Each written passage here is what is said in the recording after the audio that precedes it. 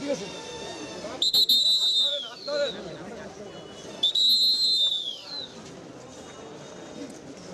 আরে আচ্ছা আচ্ছা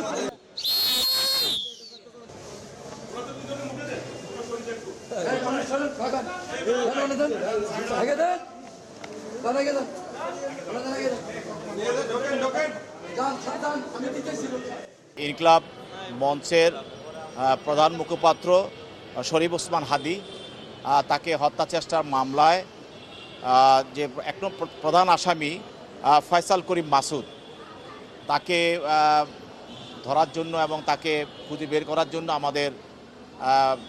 তদন্তকারী কর্মকর্তা সহ আমাদের আইনশৃঙ্খলা বাহিনী প্রচেষ্টা রয়েছে এবং এই ঘটনার মূল উদ্দেশ্য রহস্য উদ্ঘাটনের জন্য এই মামলার সঙ্গে কারা কারা জড়িত এবং কে কীভাবে এখানে অংশগ্রহণ করেছে সেগুলিকে বের করার জন্য তদন্তকারী কর্মকর্তা এবং আমাদের আইনশৃঙ্খলা বাহিনী